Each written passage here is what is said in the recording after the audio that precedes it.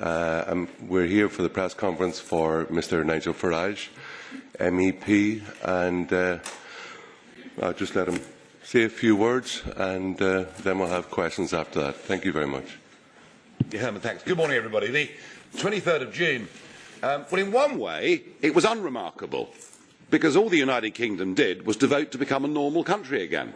Normal countries have their own parliaments, make their own laws. Normal countries have their own courts. Normal countries control their own borders and decide who can come and live and work and settle in there. But, and you could argue that there are already 183 countries in the world that celebrate Independence Days, and that all we did was to become the 184th. But I guess it wasn't quite as simple as that, because what was achieved on June 23rd was a remarkable victory for the little people, ordinary people, decent people, against the big corporates, the big banks, big politics, wealth, power.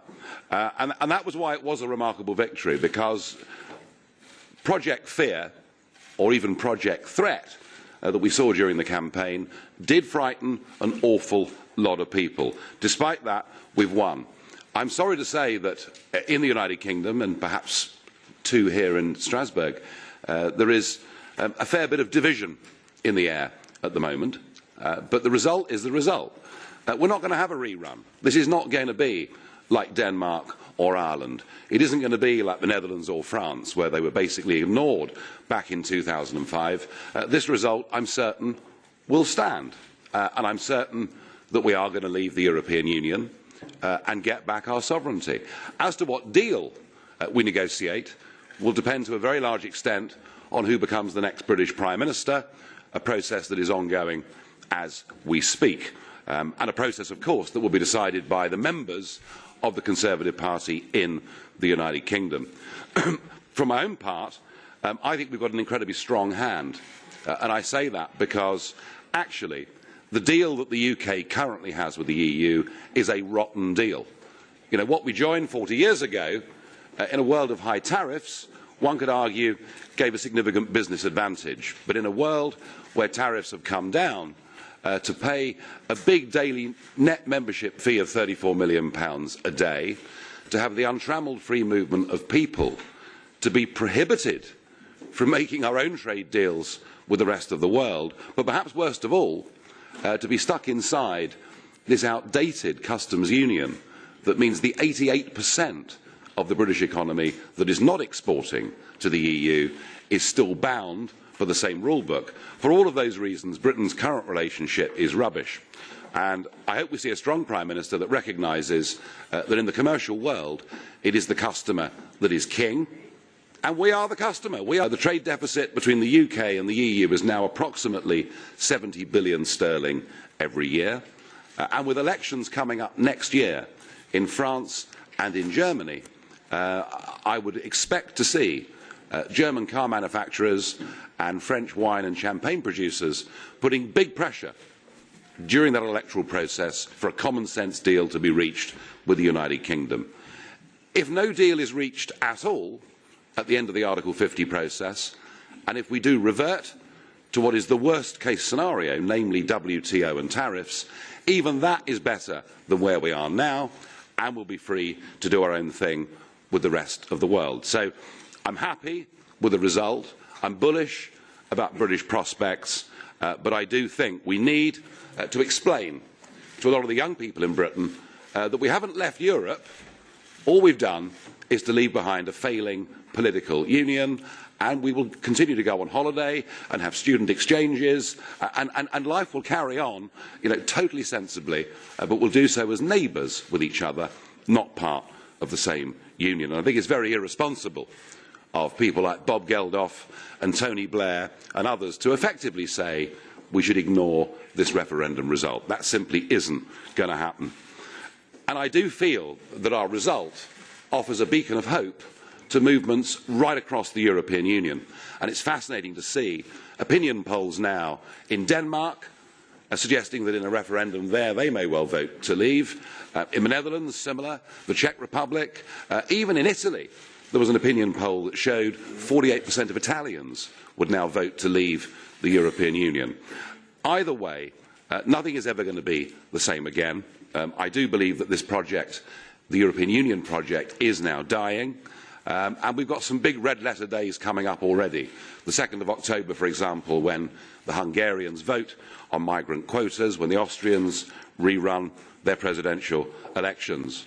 The other feature that you will see over the course of this summer is the Eurozone crisis is back, not just with the next round of Greek repayments coming up over the course of the next few weeks, but with a deteriorating and I think pretty worrying situation in the Italian banking sector, where the red lights are flashing pretty clearly. I, for my own part, as you will know, have stood down as leader of UKIP in the United Kingdom. I won't be leading the party into the next sets of national domestic elections. I've done that because I came into politics from business. I'm not a career politician, and I think I've done my bit with getting a Brexit vote in that referendum. But I will see my time out here. We will oversee, once Article 50 has been triggered, the negotiation process to see how it's proceeding. And I do find myself now freer, and I will be working with parties and political movements across the rest of Europe who are looking to get their independence back too. I know there's been a huge demand this week to do interviews with all of you, and I just haven't got the time to do it, hence the press conference, and I'm happy to take as many questions as I possibly can. So just for myself, I'd like to say I'm immensely proud to have been a part of, along with UKIP, of what they've achieved. As an Irishman, I've kind of like foreign battalions, and I'm very proud of it, and hopefully, as Nigel says, nothing will ever be the same again in the European Union. So just just to set out the ground rules, only taking, because it's a press conference, I'm only taking questions from journalists. So if you put up your hand, please, if I call you, if you state your name, your media organisation, and also whether your media organisation receives any money from the European Union. Quite right. Yeah. Quite right. So you're in Fiora. trouble. Fiora. Catherine Fiore, EU reporter, and we do not receive any money from the European Union. Very good. Today, you've described this victory as a victory for ordinary and decent people. But don't you think ordinary and decent people deserve a debate that was based on facts and not lies? One of the most preeminent lies in this discussion was the €350 million per week that will be going to the NHS. A lot of people feel so deceived that they were lied to on this point. It may not have been a point that was made by the Leave.eu campaign, but there were other lies, there were other misleading facts. Okay, we'll take that question. Yeah, I mean, look, you know, the 350 million a week gross figure, actually it's higher than that, but then there's a rebate and then there's money that comes back. And I think, you know, I've said all the way through, I think it was a mistake for the official campaign to portray it in that way. They didn't need to do that, because even after the rebate, and even after the money that comes back, whether it's for agriculture or regional development or research, even after all of that, you know, net, unarguably, in the government's pink book of statistics, it's £34 million a day, £10 billion a year. So they didn't need to do that. Are we going to be better off? Will we have more of our own money to spend? Yes, but I think it was a mistake to have gone down that route, which is why I never chose to do so myself in the campaign. However, when it comes to lies, I don't think that either Vote Leave or Leave.eu, you know, frankly, got anywhere close to what we were told by the Remainiacs during this campaign, namely that you cannot have access to the single market without the free movement of people. That was the line that was put again and again and again. And there may be one or two of you in the room that still believe that, and we'll deconstruct that over the course of the next 10 minutes or so. You know, every country in the world has access to a single market. In fact, if you look at last year's trade figures, €1.4 trillion worth of goods were bought by European consumers from countries with whom there is not only no free movement of people, but in most cases there is no trade deal of any kind at all. So it is always regrettable at the end of any election campaign, at the end of any referendum, that either side, can point at the other and say they weren't telling the truth. All I do know is the one argument that did win wasn't the £350 million a week for the NHS. The one argument that won was we chose to become an independent, self-governing nation. Thank you. Your good self. Thank you very much. My name is Enrique Cerveto. I work for the Spanish newspaper ABC. I was trying. Well, I would like to mention your words, saying that that has been a victory for normal and decent people. That is meaning that the people who vote for Remain are not decent or normal. And the other question is. Because we don't know, of course, the future, if it doesn't exist yet, but maybe you are wrong, and in a reasonable period of time, the economical situation, the result of the Brexit is not as you expect, and maybe can happen, And are you ready to ask to the people for pardon you or reconsider your opinion about the European Union, in case of there is a reasonable evidence that the Brexit has been a failure from the economic point of view, for example, or social point of view? What I meant by ordinary decent people was not the vested interests. That was the point I was making. Not part of giant industrial lobbies for whom the European Union has been one of the best things that's ever happened. I mean, let's be perfectly clear. The EU is very good for some people. And if you're a giant corporate, this is fantastic. It's the first time ever you've effectively, through the system of lawmaking via the European Commission, been able to set the rules for your own industry. And that's wonderful, because you can make it really tough for small and medium-sized competitors to challenge you in the marketplace, and perhaps pharmaceuticals would be a very good example of that. The other point, of course, from the perspective of the big companies, is that the customs union that is called the single market, as if it's some sort of soft, cuddly puppy, effectively is a protectionist club. And what it means for European consumers is cars we buy from all over the world are more expensive, shoes, bras, food, everything we buy from all over the world is more expensive as a result of being in this club. And again, it rather suits big companies to be part of something that keeps consumer prices as high as possible. Okay, to the meat of your question, what if the economics of Brexit aren't as I think they're going to be? Well, all I can say is I think the economics of the Eurozone are likely to be more troubled and more plagued than the economics of the United Kingdom. But ultimately, what the British people voted for was freedom over economic arguments. We said we don't want to be governed by Anna Brussels at the European Commission. We want to be a normal, self-governing, democratic nation. And that is the argument that won this referendum.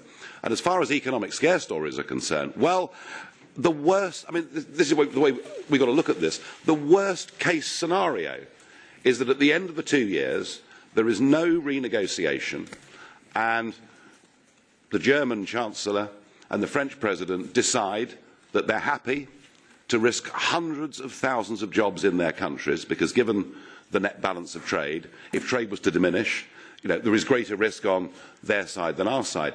Even that worst case scenario, from an economic perspective, is better for the UK than where we currently are. And we've got the opportunity here, to go through 41 years of legislation and start to repeal laws that put massive business on Britain's 5 million small businesses. So I'm optimistic about the economics, but whether I'm right about that, whether I'm wrong about that, we have voted to be a free, independent, democratic nation, and the voters took the view that that was more important than being told they'd be better off or worse off. Good self. Adam Fleming from the BBC, and as you know, the Daily Politics doesn't receive any money from the EU. We can discuss that later. We can discuss that later at length. In a few years, neither you nor any other British MEPs will be here anymore. Is there anything at all that you will miss? Oh, on a personal level, I shall miss it enormously. I've had an absolute whale of a time. I mean, if you'd said to me that I'd come to the European Parliament in the first place for this ridiculous little party called UKIP that nobody had ever heard of, that would have shocked me. And indeed, the day I was elected here, I simply couldn't believe it. But to think that at the end of my time here, that they've given me seat number 20 in the plenary, and dear old Juncker sits in seat number 21. I mean, you couldn't make it up, could you, really? So I shall miss the theatre, and I shall miss the drama that there's been inside the European Parliament. And also, I'll miss, I guess on a personal level, I'll miss being the pantomime villain. I've just so enjoyed them all booing at me and shouting. It's been wonderful. So that part of it I'll miss. What I won't miss, and what none of us will miss, is the travelling to get here. Because if you live in Scotland or one of the far-flung parts of the UK, it's sort of 12 hours each way getting to Strasbourg and back. And I'll miss the friendships that we built and made with other MEPs. I could say to you other Eurosceptic MEPs, but actually, there are decent people in politics on both sides of every argument. So the social side of it I'll miss, but politically I won't miss it at all. And in particular, voting. The system of I challenge any of you as journalists, after a voting session here, just stop any MEP at random and ask them, what have you just voted on? And they will give you a very good impression of a goldfish. Because literally no one knows. As you walk into the chamber, you're given a sheath of papers like that, and if it's amendment number 56, you put your hand up or press a button, and that whole side of it I won't miss. What I look forward to is, I do look forward to coming back to Strasbourg, though, maybe 5 years or 10 years down the road, when this European Union ceases to exist, when we don't have flags and anthems and armies and presidents, but we do have a Europe, based on the late 1940s Strasbourg-based idea of a Europe of nations through a Council of Europe, where as neighbours will work together, trade together, cooperate together. Who knows? I may turn into the most pro-European politician of the lot by arguing for a positive alternative to this.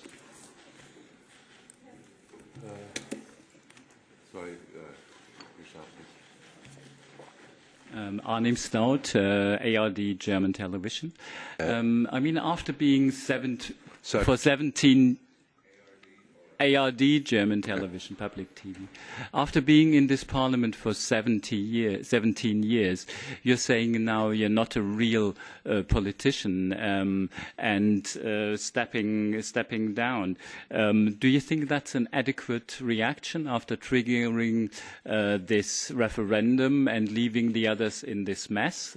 And the second question, you were saying you want your life back. Is that the real and only reason?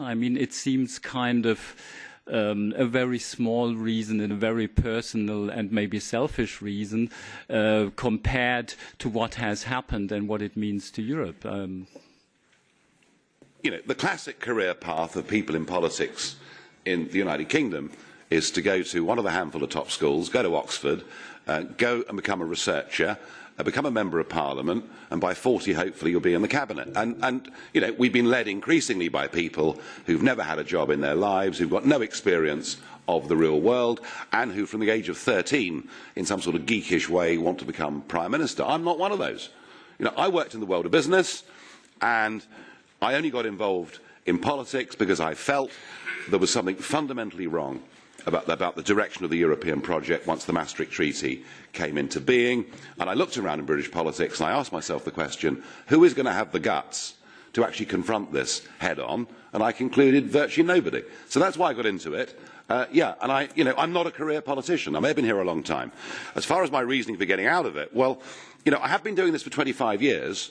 I have gone from, just scraping past screaming Lord Such, who fought the record number of by-elections in Britain, even more than I've fought, and beating him by 164 votes, to being part of a campaign that got 17.5 million votes. So I think I've done what I set out to achieve in politics. Have I left things in a mess? Well, British politics is in a mess, as it should be. As it should be, because effectively, on these massive issues, our so-called main parties have merged about 3 decades ago and not given the electorate any choice at all. So do I feel a tinge of regret that there's chaos in the Labour Party and Conservative parties, not one little bit. And I'm not disappearing completely.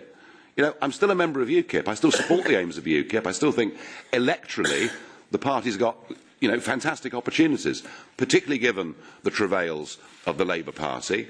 And if the new Conservative Prime Minister was to get a deal that was considered to be less than favourable by those that voted for Brexit, then I think as far as UKIP's concerned, I think in 2020 it could get many more votes than it's ever achieved before. It's just it won't be me leading it, but I'll be there and I'll be supporting it. But I won't be doing it 7 days a week. I won't be doing it 100 hours a week. I said I want my life back. You may think that's selfish. I think it's actually quite a rational decision that I've taken. Self in the light pink shirt. Didn't know it was pink. Neil Madden from China's Xinhua news agency. I'm not party to the agency's finances, so I can't answer the second part of the question. But just going back to the subject of Strasbourg, we know that there are a number of elements, personalities within the Conservative Party who would also like, if you will, to complete the withdrawal by taking Britain out of the Council of Europe and the European Court of Human Rights and the European Convention of Human Rights. Do you have any comments on that as well? Well, I think, you know, what the referendum clearly says is that we do not want the European Court of Justice to overrule our own Supreme Court. That's perfectly clear.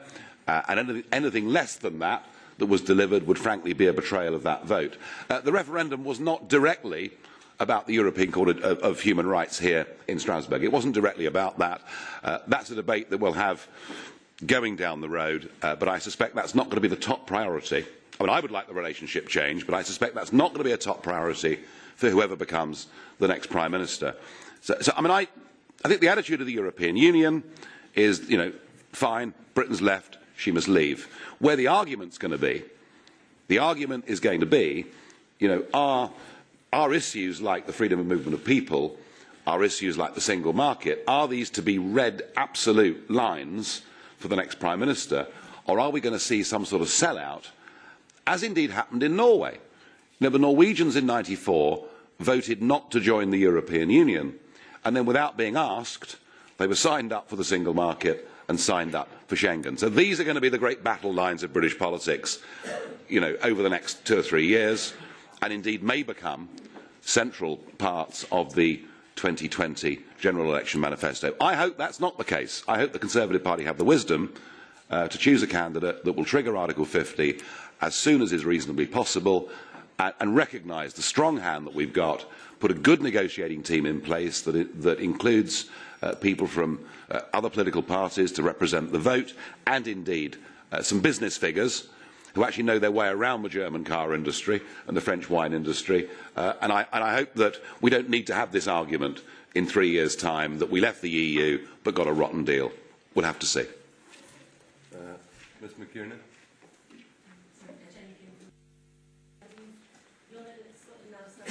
A microphone for the speaker, please. Microphone. Sorry, Jennifer McKinnon from the Aberdeen Evening Express in Scotland. You'll know that Scotland now stands on the brink of a second independence referendum. How worried are you that the UK Independence Party could actually end up destroying the UK through this campaign? Well, I don't really agree with the premise of your question. We've just voted in an independence referendum. We have voted for independence. So if Nicola Sturgeon wants to have a referendum, she'll have to vote against independence. She'll have to vote to join up with the Brussels Club, and she'll have to vote to sign a treaty that would commit Scotland to joining the euro. And that got them in trouble in the referendum back in 2014. It would get them in even bigger trouble this time round. And the other key difference is that, you know, all the economic projections that the SNP put in 2014 were based on an oil price of $113 a barrel. The last time I looked, it was $47, and even if it rallies from here, it's not going anywhere near that kind of number. So it's a great political story for Nicola Sturgeon, but in reality, I mean, I tell you what, would she really want a referendum on Scottish separation from the United Kingdom at this stage? I don't believe she would. They'd lose it by a bigger margin than they did back in 2014. I feel pretty confident of that too. Good morning. My name is Christel Schmid. I'm from the Dutch newspaper Trouw. Just to clarify, just a factual question about your position. I understand correctly that you resigned as a UKIP leader, but you will remain as a MEP. Is that right? Yeah, I've stood down as the leader of the national political party, so I don't intend to lead UKIP into the next sets of national elections. And, you know, that next May we've got a round of English county elections, and it goes on every year. I'm not doing that anymore, but I'm still a member of the party. I'm a supporter. I will support whoever leads it. I will continue here in Strasbourg until the end of our time, because I want to be free to comment, to praise or criticise what happens once Article 50 has been invoked. Okay. No, just, sorry. Bonjour. Good morning. The Athens Press Agency. I'm from the Athens Press Agency. I would like to pick up on something that you have said. You've said that the client, the customer, is king. And our relationship as the customer with the European Union has become rotten. I think it's quite clear that your conception, your idea of the European Union is everything to do with markets and business. So a question that I have is, if that is your understanding and idea of the European Union, well, what about your own place in the European Union? Because it was actually created in the view of the Founding Fathers with a completely different vision, because it came after the two great wars, the two great world wars, which had caused such dreadful damage in Europe. And very often you have said, you refer to the fact that you yourself are a businessman. Whilst it's absolutely true that the Founding Fathers back in the 1950s envisaged effectively a United States of Europe, and that is what people in Brussels and Strasbourg have campaigned for 60 years, the reality is that was never sold to the peoples of Europe. And certainly our country joined a common market. And in this referendum, you know, did David Cameron or Nick Clegg or Blair or Mandelson or any of them, did any of them say to the British public, this is wonderful, guys, this flag, this passport with the Euro? I mean, nobody made the positive argument for political union in Europe, because if they'd done that, they would have lost it even more heavily. So all of us have been taken into a political union with business being used as the guise.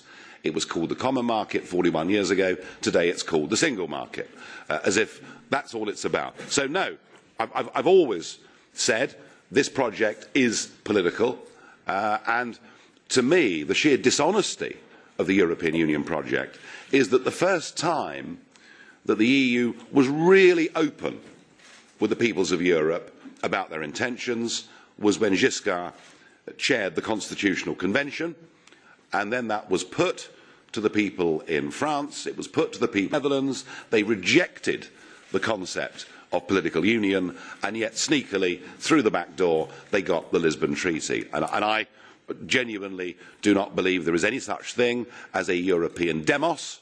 I don't think actually that it exists. And I think what Britain has done is to open up the door for the end of political union. And I, you know, I will, if I'm asked to come to the Netherlands or wherever it may be, to help movements that want to get a referendum on their independence, I will help them to do so. I'm afraid I think the European project is illegitimate in that it's never been sold to the peoples of Europe openly and honestly. Well, there's a straight answer. Political, please.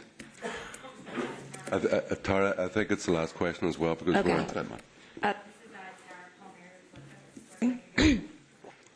Okay. This is Tara Palmieri with Politico. I just wanted to ask you, since obviously you're resigning from your post as leader of the UKIP party in the UK, this will lower your national profile. So will you continue to use a security service paid for by the European Union while you are still working for the European Union? I wasn't aware that I was, but thank you for telling me. £15,000 a day. It's been reported that it costs. No, I don't use EU security services at all. In fact, I don't even get any protection in the United Kingdom of any kind at all from the police or anybody else. It all has to be funded out of private donations.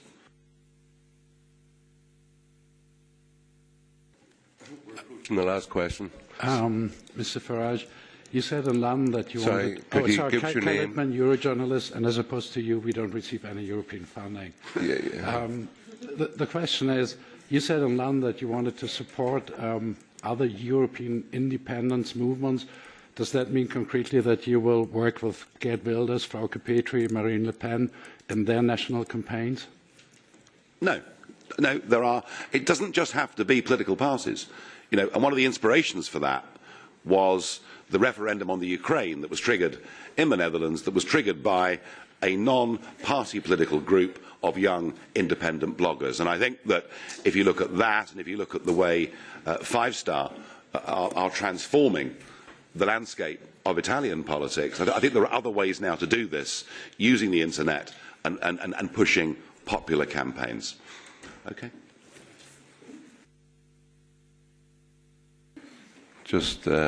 Yeah, I'm sorry, I think I've been told we have to get out here pretty sharpish. I'd like to thank everybody for coming.